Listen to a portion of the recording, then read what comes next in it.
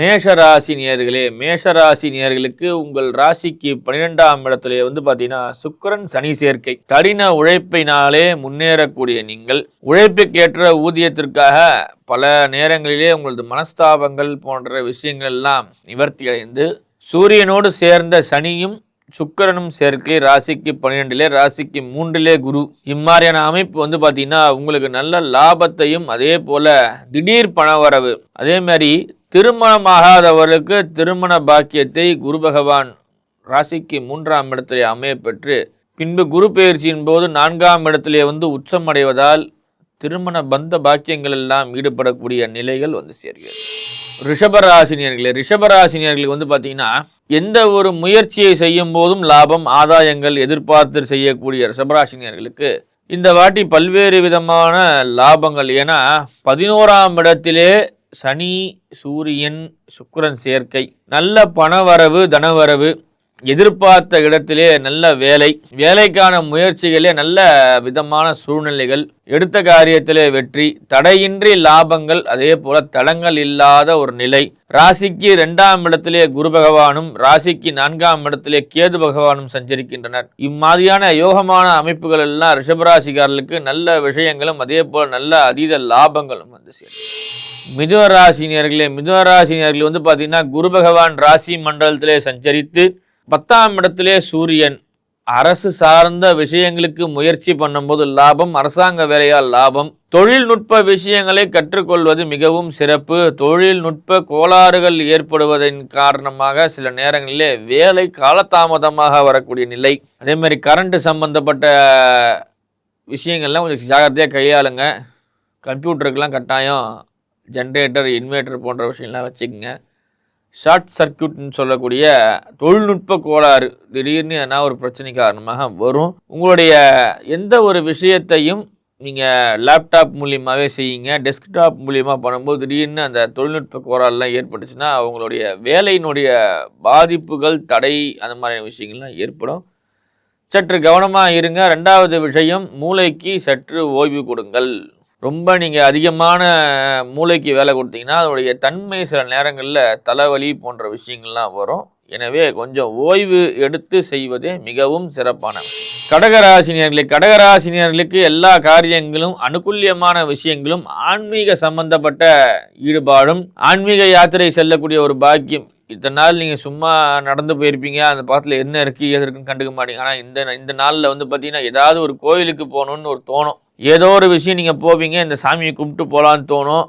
இல்லை பேருந்தில் செல்லும் போதோ ஏதாவது ஒரு வழியில் செல்லும் போதோ அந்த இறைவனை பார்த்து வெளியிலிருந்தாவது சாமி கும்பிடணுன்ற ஒரு எண்ணம் வரும். இறை வழிபாட்டில் உங்களை லைக்க வைக்கக்கூடிய விஷயங்கள். ஏன்னா ராசி மண்டலத்துக்கு 2வது இடத்துல கேது, அஷ்டமத்தில் பார்த்தீங்கன்னா ராகுவோடு சேர்ந்த செவ்வாய் 8ஆம் இடத்துல. சில நேரங்களில் தேவையில்லாத சிந்தனைகள், யோசிக்கக்கூடிய விஷயங்கள்லாம் ஏற்படுது. பணவரவும் தனவரவும் தாராளமாக இருக்கும். மனக்குழப்பங்கள் சில நேரங்களில் ஏற்படுது. சிம்மராசினியர்களே, சிம்மராசினியர்களுக்கு எந்த ஒரு விஷயத்தையும் சிறப்பாக செய்யக்கூடிய வேண்டும் என்ற ஆர்வம், ஆசை அதிகரிக்கக்கூடிய நேயர்கள்.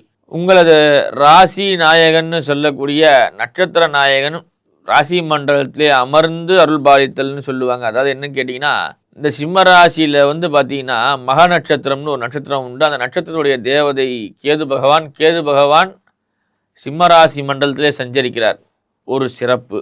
2வது பார்த்தீங்கன்னா சுக்கிரன் ராசிக்கு 8ஆம் இடத்திலே அமர்கிறார். 7ஆம் இடத்திலே பார்த்தீங்கன்னா புதனோட சேர்ந்த செவ்வாய். காதல் வருகிறது, ஆனால் காதல் சொல்வதற்கு தயக்கம். புதன் பார்த்தீங்கன்னா காதலுக்கான கடவுள். ஒரு காதல் ஏற்படக்கூடிய நிலை, ஆனால் அதை வெளில சொல்கிறது தயக்கம். செவ்வாய் தயக்கத்தை கொடுக்குறார். ராகு அதிகரிக்கிறார். இந்த மாதிரி ஒரு தெளிவில்லாத ஒரு மனநிலையில் உங்களுடைய ஆசைகளை நீங்களே ஒரு வேலி போட்டு அதை மூடிக்கிட்டு உங்களுடைய சுய மரியாதைக்கோசரம் நீங்கள் சில நேரங்களில் அதை வெளிப்படுத்தாமலே போயிடுறீங்க.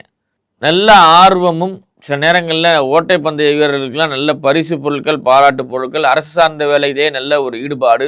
2வது டிஎன்பிசிலாம் எழுதும்போது ஞானகாரகன் கேது ராசி மண்டலத்தை அமைகிறார். நல்ல அறிவு, ஆற்றல், கலைத்துறையில் ஈடுபட்டவர்கள், அதே போல் அச்சுத்தொழில், பத்திரிகை தொழில் இருக்கிற நபர்கள், அச்சுத்தொழில் இருக்கிற நபர்கள்லாம் நல்ல லாபங்கள், பேர் புகழ் பாராட்டு. ஊதியம் கம்மியாக இருந்தாலும் பேரும் புகழும் அவர்களை வான் உயர கொண்டு செல்லக்கூடிய ஒரு நிலை. இப்போ ஏற்படுது. எதையும் துணிஞ்சு செய்யுங்க. தயக்கத்தினாலே உங்களது வெற்றியை நீங்கள் குறைத்து கொள்ளாதீர்கள். கன்னிராசினியர்களே, கன்னிராசினியர்களுக்கு 7ஆம் இடத்திலே சுக்கிரன். திடீர்னு பண வரவு இருந்தாலும் திடீர்னு செலவும் இருக்கும். வரவுக்கு ஏற்ற செலவு. உங்கள் ராசிநாதன் புக பகவான் 6ஆம் இடத்திலே இருக்கின்றார். பணவரவு இருந்தாலும் செலவும் சேர்ந்து வருது. என்ன செய்யறதுனே தெரியாது. திடீர்னு ஒரு குழந்தைக்கு ஸ்கூல் ஃபீஸ் கட்டணும், வீட்டில் அம்மா அப்பாவுக்கு மருந்து மாத்திரை செலவு, இந்த மாதிரியான பண வரவு ஏதாவது சேர்த்து வைக்க முடியலையேன்னு ஒரு ஃபீலிங். அதே போல் நீங்கள் எப்போவும் பிஸியாக இருக்கிற மாதிரியே இருக்கும். எப்போவுமே பார்த்தீங்கன்னா ஏன்னா ஒரு வேலை செஞ்சுக்கிட்டே இருக்கும். நான் சும்மாவே இல்லை, ஒரே வேலையாகவே இருக்கிறேன்னு சொல்லுவீங்க. எந்த ஒரு ஃபங்க்ஷனுக்கும் முக்கியமான ஒரு விஷயத்துக்கும் போக முடியாத ஒரு நிலை. என்ன செய்யறதுனே புரியாது. எங்கேயும் நம்ம போக முடியலையே, ஏதோ ஒரு அகப்பட்டு கொண்டிருக்க மாதிரியே இருக்கிறோமே சொல்லி ஒரு தவறாக புரிந்து கொள்ளக்கூடிய ஒரு நிலை. இதெல்லாம் நீங்கள் இறை வழிபாட்டு மூலியமாகவும் குலதெய்வ வழிபாட்டு மூலியமாக தான் நீங்கள் உங்களை மாற்றிக்க முடியும். அன்பார்ந்த துளாராசினியர்களே, துளாராசினியர்கள் பார்த்தீங்கன்னா உங்கள் ராசிநாதன் சுக்கிரன் 6லே அமர்கின்றார். லாபங்கள் இருந்தாலும் சில நேரங்களில் உடல் உஷ்ண சம்பந்தப்பட்ட நோய்கள், திடீர்னு உங்களுக்கு வரக்கூடிய முடி கொட்டக்கூடிய பிரச்சனை, உஷ்ண சம்மந்தப்பட்ட நோய்கள், சில நேரங்களில் இஎம்ஐ ப்ராப்ளத்தில் மாட்டிக்கக்கூடிய ஒரு நிலை. ஏதாவது ஒரு காசு உங்களுக்கு போய் லாக் ஆகிட்டு இஎம்ஐ சம்மந்தப்பட்ட பிரச்சனையை கொடுத்துடும். உங்களுக்கு எந்த ஒரு விஷயத்தையும் செய்யும் போது கொஞ்சம் டிலே ஆகக்கூடிய நேரம், சில நேரத்தில் மனக்குழப்பம், மன அமைதி இல்லாமல் போகக்கூடிய நிலை, என்னன்னே தெரியல, என்ன பண்ணுறதுன்னு தெரியலன்ற மாதிரி ஒரு யோசனையிலே இருக்கக்கூடிய ஒரு அமைப்பு உங்களுக்கு இருக்குது. எனவே சற்று கவனமாக இருந்து உங்கள் ராசிநாதன் சுக்கிர பகவானுக்கு பிரீத்தியான தேவதைகளை வழிபாடு செய்யும் பொழுது நல்ல உங்களுக்கு லாபங்களையும் ஆதாயங்களும் தந்துள்ளார். விருச்சிக ராசினியர்களுக்கு நல்ல லாபங்கள் ஆதாயங்கள். ஏன்னா 5ஆம் இடம்னு சொல்லக்கூடிய பூர்வ புண்ணிய ஸ்தானத்தில் சூரியனும் சுக்கிரனும் சேர்ந்து சனியோடு ஆட்கொள்கிறார்கள். 5ஆம் இடம்ல என்ன பார்த்தீங்கன்னா பூர்வீக சொத்து விவகாரம், பூர்வ புண்ணிய ஸ்தானம்னு சொல்கிற இடத்துல சூரிய பகவான் போய் சஞ்சரிக்கிறார்.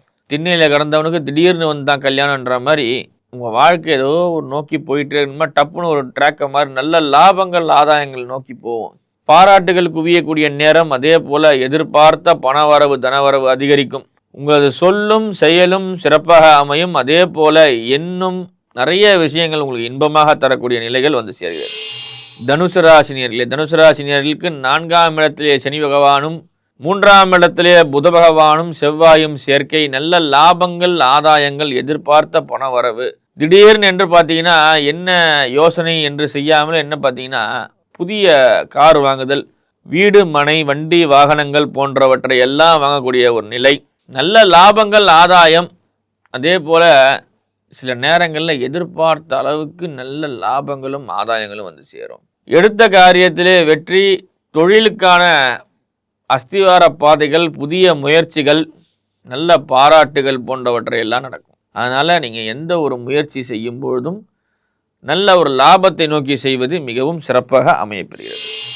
மகர ராசினியர்களுக்கு தொழில் ஸ்தான இடங்களிலே நல்ல லாபங்கள் இருந்தாலும் சில நேரங்களிலே உரிய வருவாய் பிரச்சனை மாட்டிக்கொள்ளக்கூடிய தருணங்கள்.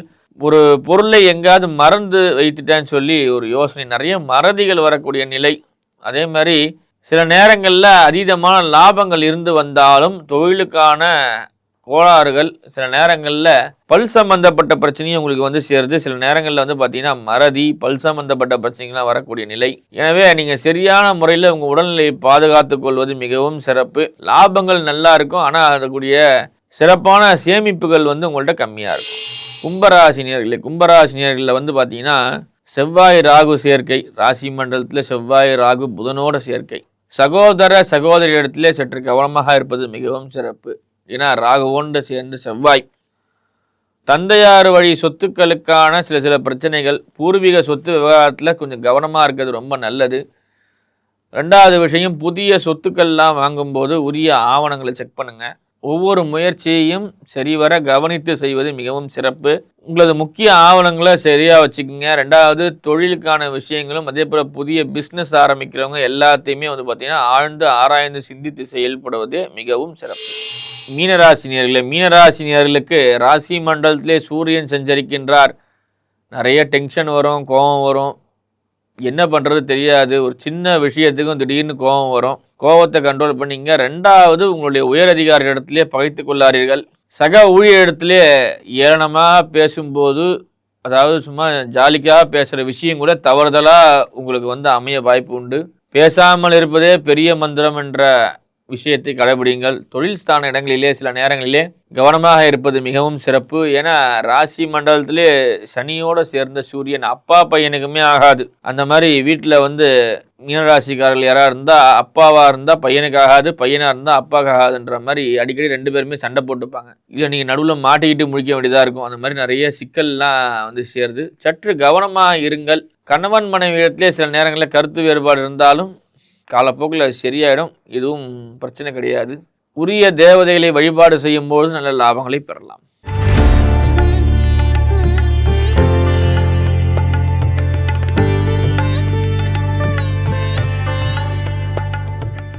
ஆச்சி மசாலா. எந்த சமையலும் ருசி தேடும் ரகசியம்.